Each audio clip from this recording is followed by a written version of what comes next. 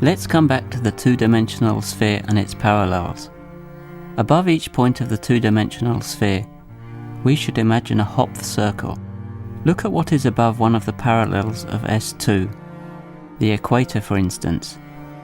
Here is what is above another parallel, which is moving southwards. Why does the torus seem to get thinner? Because above the South Pole, there is of course only one circle.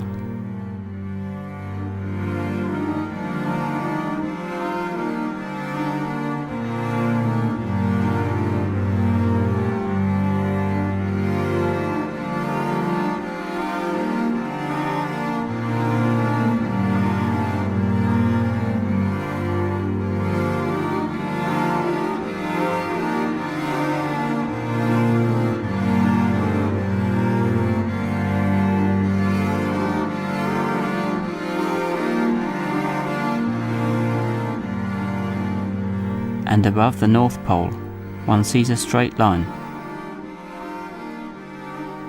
actually a circle, going through infinity. This is the red line.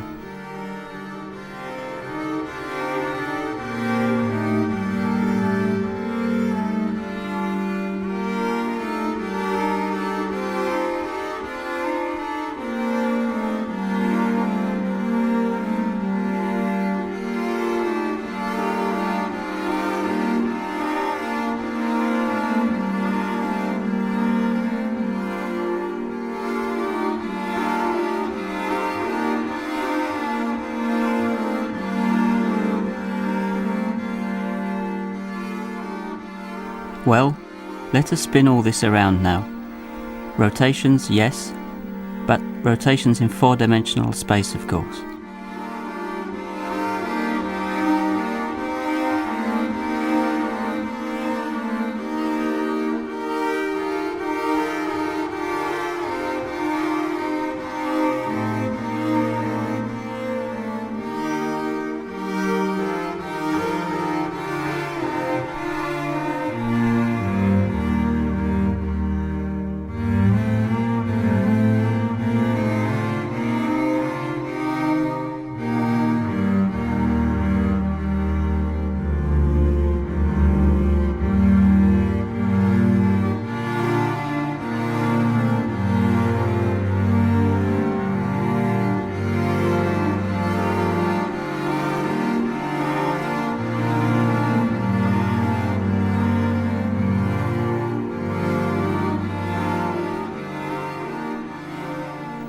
To be honest, I have to say that some of these pictures were already known long before me. The existence of 4 families of circles on the torus is usually attributed to the Marquis de Villarceau, but one finds earlier clues in a sculpture in Strasbourg Cathedral, for instance.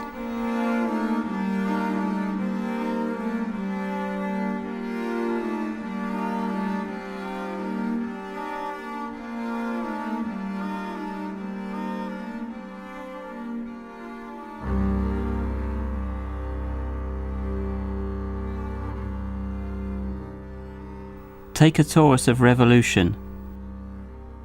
That is, the surface described by a circle rotating around an axis in its plane.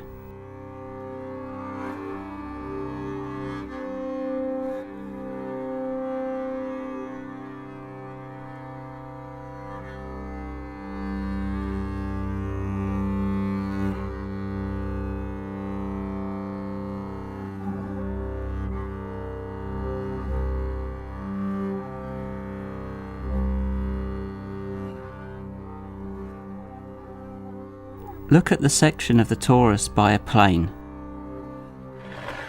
Notice how I choose the plane. One says that it is bitangent to the torus, simply because it is tangent at 2 points.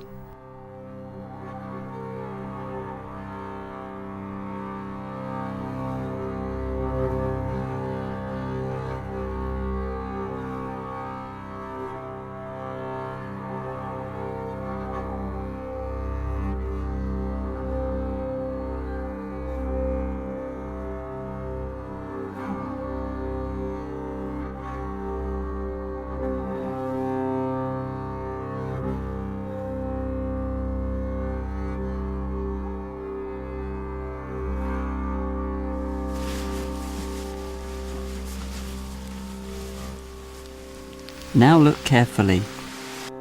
The plane cuts the torus along two perfect circles. This is Villasot's theorem. A plane which is bitangent to the torus cuts it along two circles.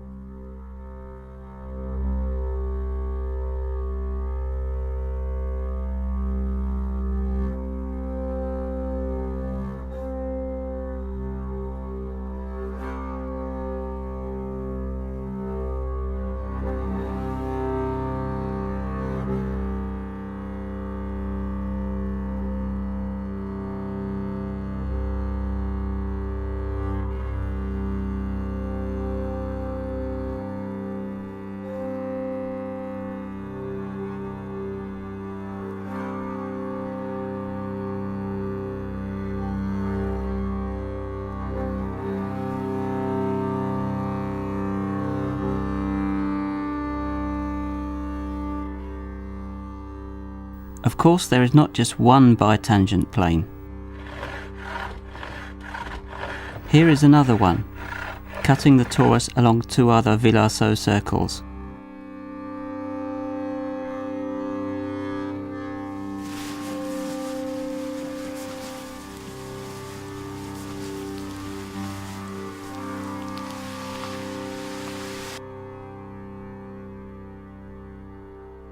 And one can do the same for all other bitangent planes. We just need to rotate around the axis of symmetry.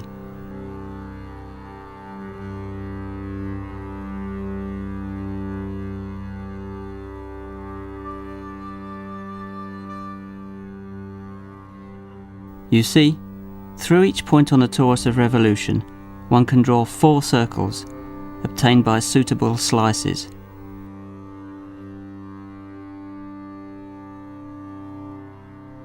One of these circles is a parallel.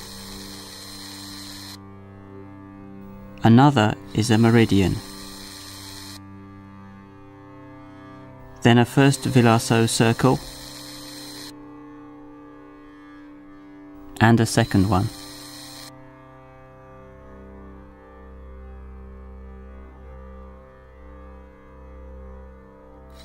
And since one can do this at any point of the torus, we see that the torus is covered by 4 families of circles.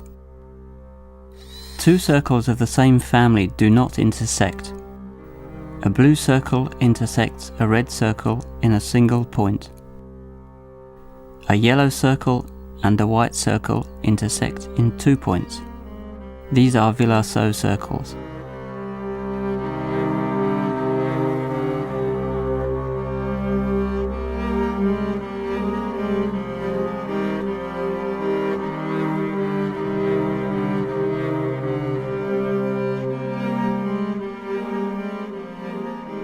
Take a good look at the yellow circles. These are Hopf circles.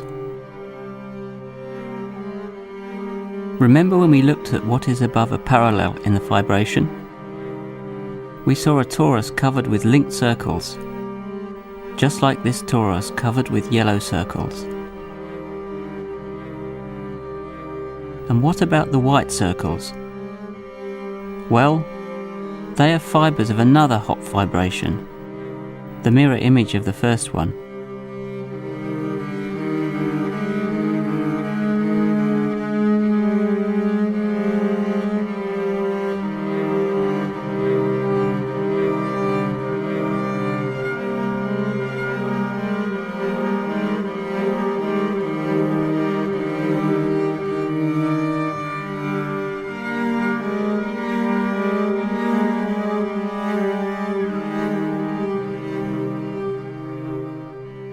To finish our stroll, we will take a torus of revolution with its 4 families of circles.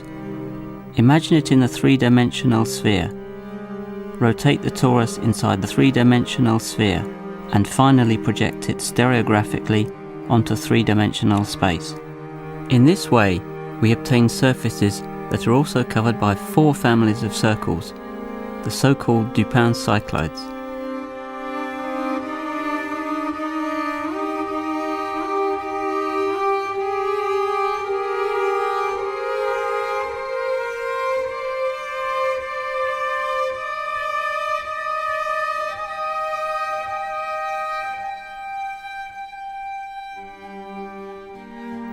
Sometimes when the torus passes through the projection pole, the surface becomes infinite.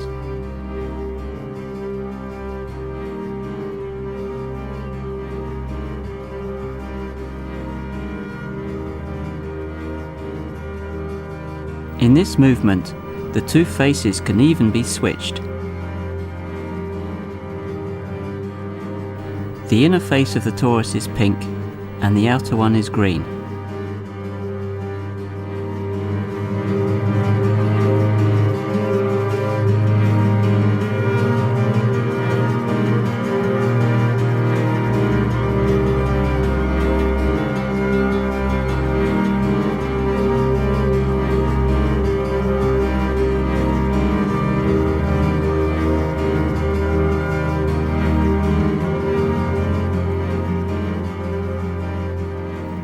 A simple rotation in the fourth dimension and bingo! Green turns into pink and pink into green. Isn't that magnificent?